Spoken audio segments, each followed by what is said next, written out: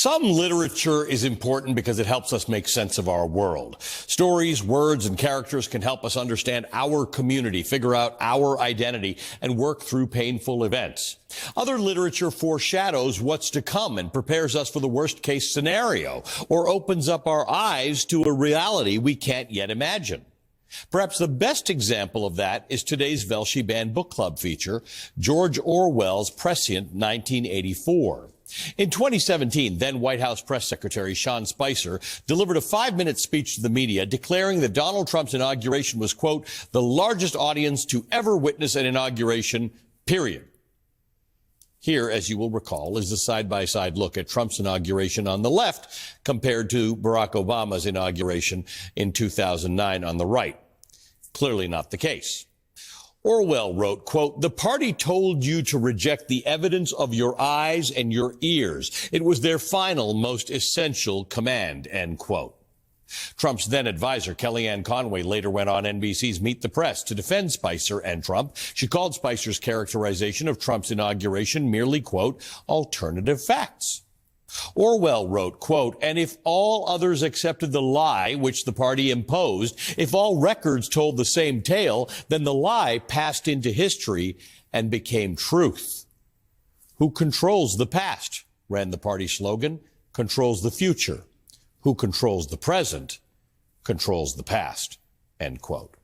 In the days that followed Trump's inauguration, George Orwell's magnum opus 1984 became the best-selling book of any genre on Amazon. Americans who had read 1984 heard Orwell's alarm bells ringing loudly. 1984 is set in a dystopian near future where a largely forgotten series of world wars and civil conflicts have created 3 infallible totalitarian states. One of them, Oceania, is ruled by an all-controlling leader named Big Brother, who is underpinned by a devoted following.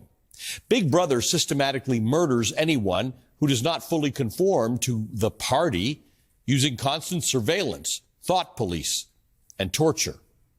Our hero in the book is Winston Smith, a member of the outer party in Oceania. Smith works at the so-called Ministry of Truth, rewriting and destroying historical records in order to conform to Big Brother's constantly changing versions of history. With each lie, he is forced to write and rewrite.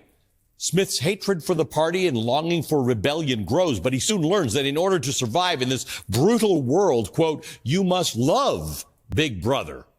It is not enough to obey him. You must love him. The ongoing and profound cultural influence of Orwell's magnum opus cannot be understated. 1984 is ubiquitous. It is referenced in movies, alluded to in songs, and borrowed from in literature. It's impossible to discuss authoritarianism, surveillance, and the manipulation of truth without invoking the book's title or Orwell's name. 1984 is more than just a warning. It's a masterful exploration of complacency, loyalty, and identity. At its core, 1984 is a commentary on how all government, if left unchecked, will exert control to maintain power.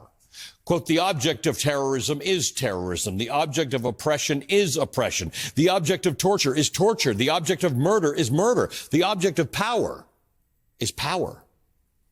Now do you begin to understand me? End quote. Big Brother's means to control are clearly laid out for the reader. Exploit the truth and restrict language. Restrict language. Does that sound familiar today?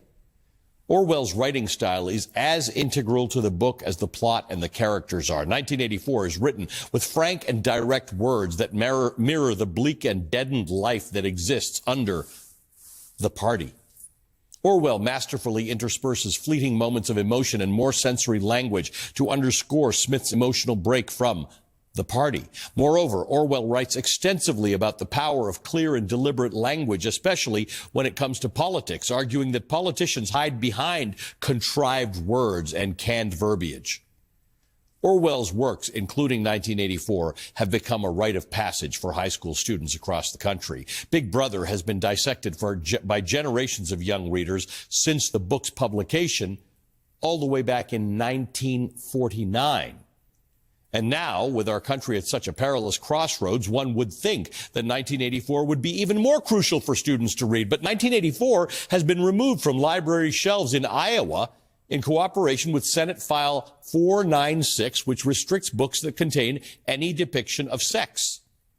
And in Texas, and in Florida, and in Missouri, and in Kansas, and in Oklahoma, and in Pennsylvania, perhaps Big Brother was right all along.